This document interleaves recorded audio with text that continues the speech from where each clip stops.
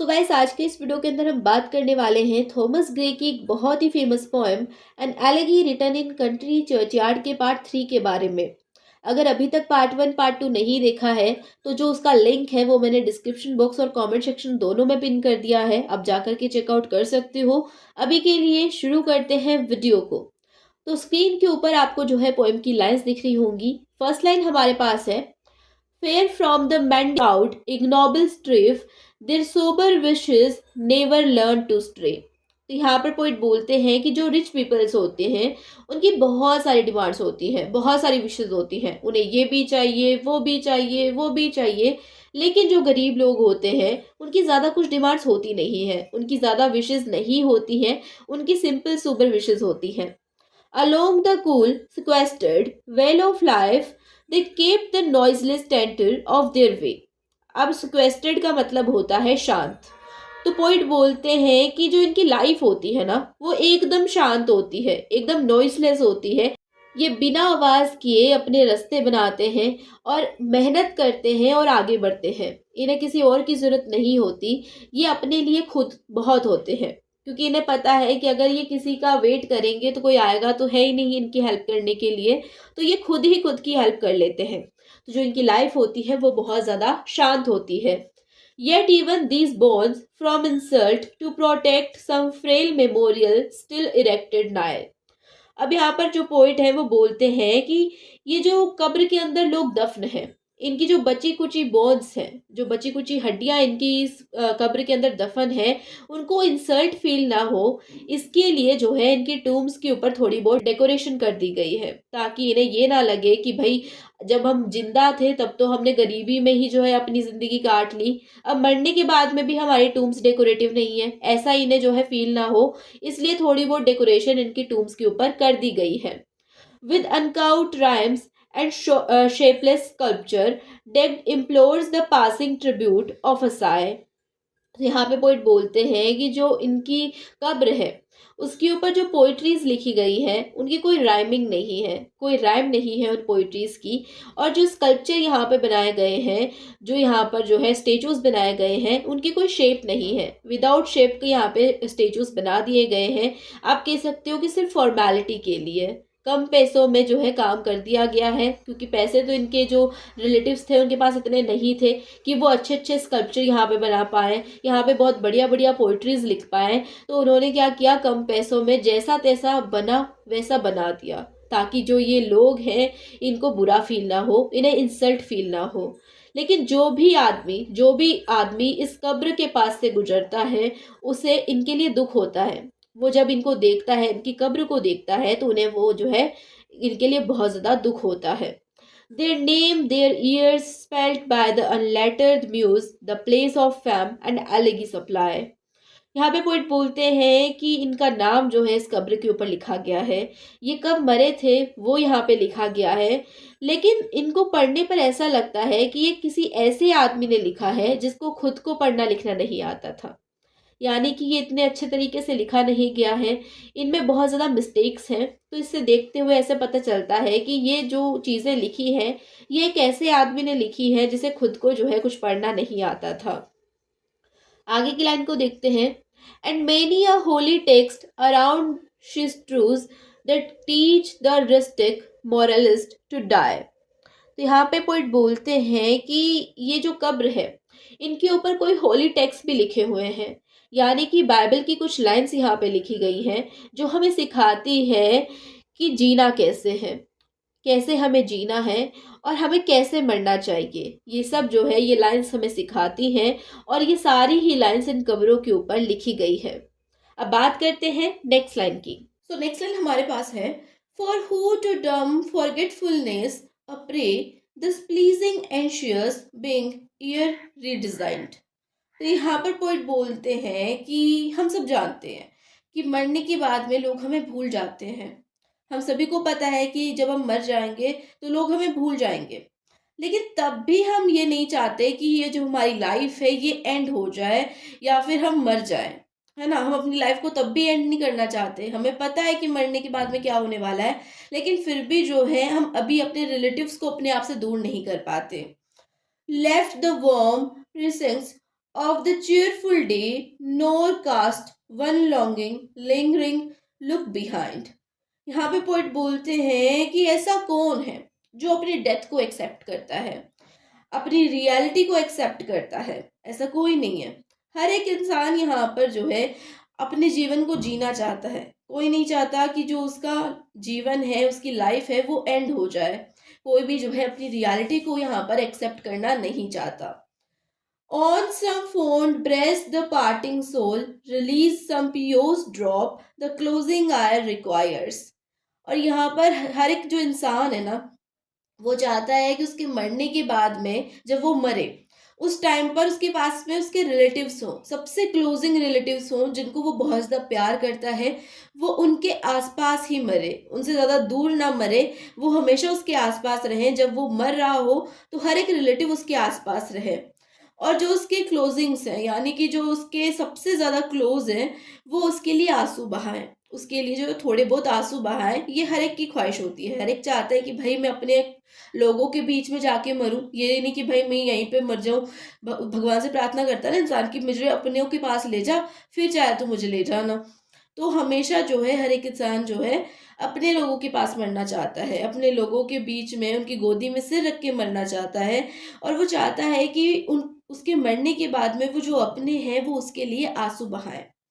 Even from the tomb the voice of nature cries, even in our ashes life their wanted Fyers.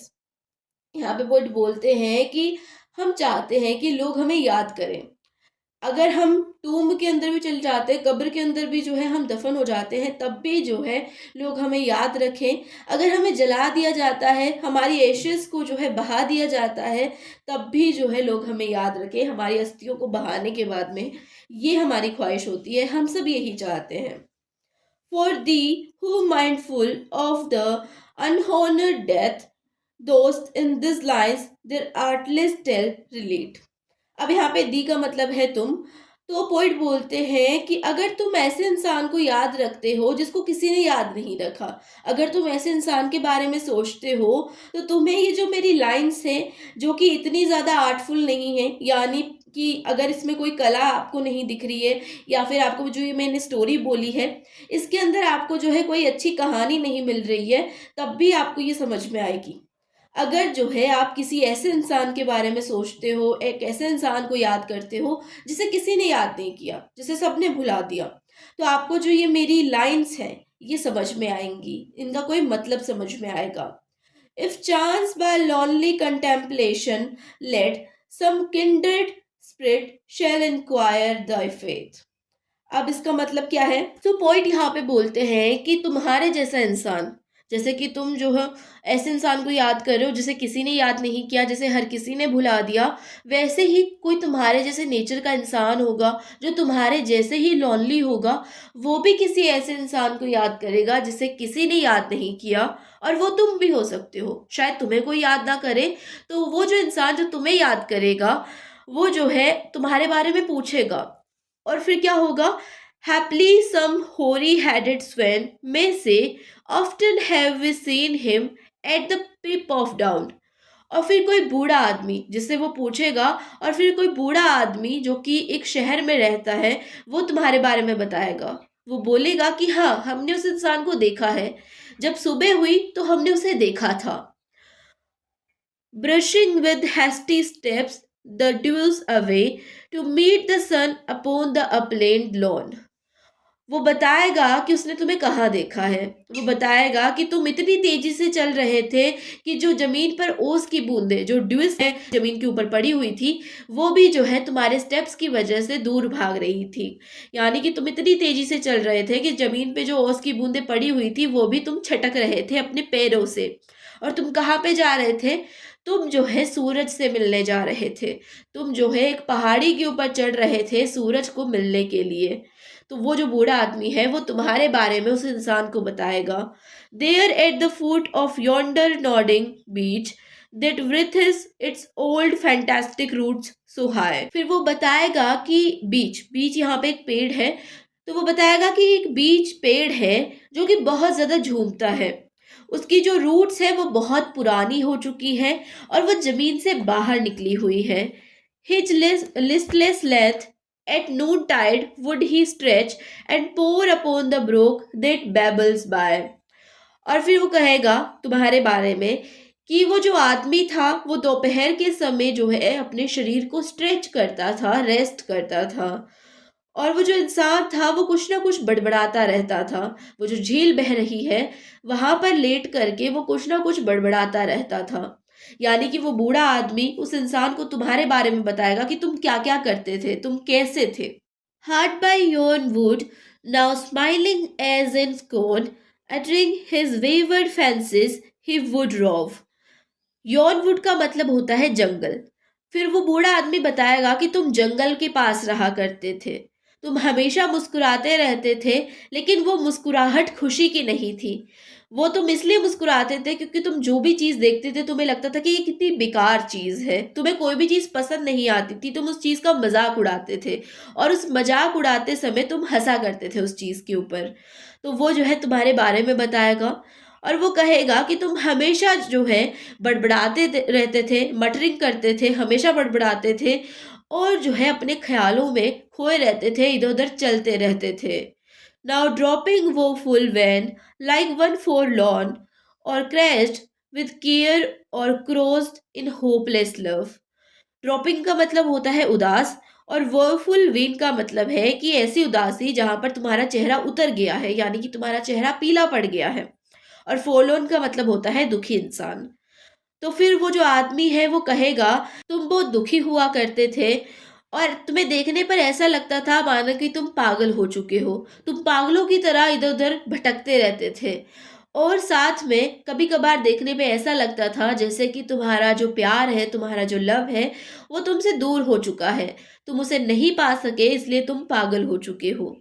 तो ये सब चीज़ें जो है ये वो इस इंसान को बताएगा जो कि तुम्हारे बारे में सोचेगा। जैसे कि आज तुम जो है इन कब्रों को देख रहे हो, उनके बारे में सोच रहे हो, वैसे ही कोई तुम्हारे जैसी मेंटालिटी का इंसान होगा। तुम्हारे बारे में कोई नहीं सोचता, तो वो इंसान तुम्हारे बारे में सोचेगा, वो तुम्हारे बारे में लोगों से पूछेगा, फिर जो लोग होंगे वो तुम्हारे बारे में बताएँगे। अभी ये जो पोएट है ये कहाँ पे बैठा है? कब्रिस्तान में बैठा है, रात भर ये कब्रिस्तान में रहा, तो जैसे ही सुबह होगी वैसे ही लोग इसे देखेंगे और लोग कहेंगे कि भाई ये कब्रिस्तान में बैठा हुआ था। तो वो तुम्हें पागल ही समझेगी क्योंकि कोई भी इंसान ऐसे कब्रिस्तान में रात को तो नहीं बैठता, है ना? तो अगर कोई इंसान तुम्हारे बारे में पूछेगा तो वो लोग क्या बताएँगे? तुम्हारे बारे में यही सब चीज़ें बताएँगे कि तुम पागल हो चुके हो या फिर जो है तुम बहुत ज़्यादा दुखी हो या फिर तुम्हारा प्यार तुम्हें नहीं मिल पाया, इसलिए जो है तुम बहुत ज़्यादा दुखी हो। सो अब चलते हैं नेक्स्ट लाइन पे। नेक्स्ट लाइन हमारे पास है, one morn I missed him on the custom hill along the heat and near his favorite tree. अब यहाँ पे बोला जा रहा है कि मैंने जो है अगले दिन उसे कहीं नहीं देखा। एक दिन ऐसा आया कि हमने उसे उसके फेवरेट पहाड़ पे नहीं देखा, हमने जो है उसे पेड़ के पास नहीं देखा, हमने जो है उसे उस गाँव के पास नहीं देखा, जहाँ पर वो अक्सर जाया करता था, हमने उसे वहाँ पर नहीं देखा। Another came, nor yet beside the rill, nor up the lawn, nor at the wood was he. दूसरा दिन आया, दूसरे दिन सुबह भी हमने उसे कहीं नहीं देखा, ना ही हमने उसे उस झील के पास देखा, ना ही उस जंगल के पास देखा और ना ही उस घास के मैदान के पास देखा। यानी कि एक दिन ऐसा भी आया कि हमने उसे कहीं देखा ही नहीं। पहले तो हम जो है उसे पहाड़ों पर देखते थे जहाँ पर वो सूरज देखने जाता था, झील के पास देखते थे जहाँ पर वो बड़बड़ाता था, लेकिन एक दिन ऐसा आया जब हमने उसे कहीं नहीं देखा। The next with ducks due in said array, slow through the church where path we saw him born. तो यहाँ पे पोइट बोलते हैं कि लेकिन तीसरे दिन जैसे ही सुबह हुई हमने कुछ आवाजें सुनी, हमने कोई सॉन्ग सुना जो कि किसी के मरने के समय गाया जाता है। जब फनरल होती है उस समय जो है जो सॉन्ग्स गाए जाते हैं उनकी आवाज़ हमारे कानों में पड़ी। हमने कुछ लोगों को देखा जो कि चर्च के रास्ते पे जा रहे थे, चर्च के पास जा रहे थे और हमें पता चला कि वो जो आदमी है जिसके बारे में हम बात कर रहे हैं वो मर चुका है।